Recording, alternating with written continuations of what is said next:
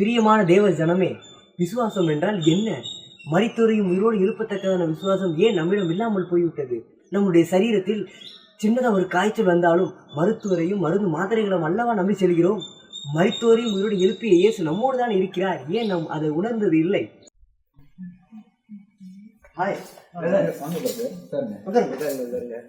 அப்புறம் எப்படி நீ பிரசங்கெல்லாம் எப்படி வச்சு பிரதர், அன்னைக்கு நம்ம சபையில ஆவியானவர் விசுவாசிகளை அப்படியே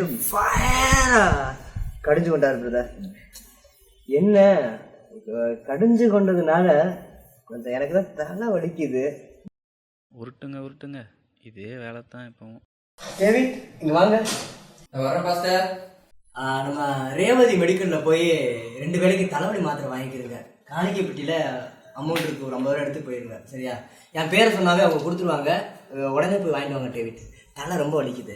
ஊருக்கு தான் உபதேசம் போல, என்னைக்கு தான் மாற போறாரோ. என்னப்பா யோசிக்கிற?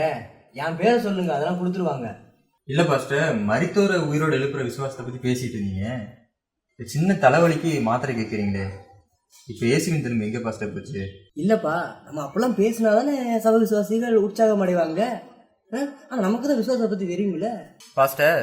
ரோமர் 2வது அதிகாரம் 21 to 24 வரைக்கும் இப்படி சொல்லியிருக்குதே.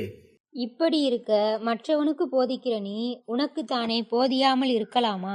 களவு செய்யக்கூடாதென்று பிரசங்கிக்கிற நீ களவு செய்யலாமா? விபச்சாரம் செய்யக்கூடாதென்று சொல்லுகிற நீ விபச்சாரம் செய்யலாமா? விக்கிரகங்களை அருவருக்கிற நீ கோவில்களை கொள்ளையிடலாமா? நியாயப்பிரமாணத்தை குறித்து மேன்மை பாராட்டுகிற நீ நியாயப்பிரமாணத்தை மீறி நடந்து தேவனை கனவீனம் பண்ணலாமா? எழுதியிருக்கிறபடி தேவனுடைய நாமம் புறஜாதிகளுக்குள்ளே உங்கள் மூலமாய் தூசிக்கப்படுகிறதே. அது மட்டும் இல்லை பாஸ்டர், எபிரேயர் 13:7 உங்களை நடத்துகிற விசுவாசத்தை நன்றாய் கவனித்து அதை பின்பற்ற சொல்லியிருக்குதே. உங்களை பார்த்து தான் நாங்கள் நடப்போம். ஆமாப்பா, நானே விசுவாசத்தில் பலப்படாமல் மற்றவங்களுக்கு விசுவாசத்தை பற்றி போதிச்சுட்டு இருந்தேன். எனக்குள்ள மாற்றம் இருந்தால் தானே மற்றவங்களுக்குள்ள மாற்றம் வரும். சின்ன ஒரு தலைவலிக்கு கூட நான் தேவனத்தை நம்பாமல் மருந்து மாத்திரை தானே நம்பிட்டு இருந்தேன். எனக்கு இப்போ உணர்வு அடைகிறேன்ப்பா. எனக்கு உணர்வு வந்துருச்சுப்பா.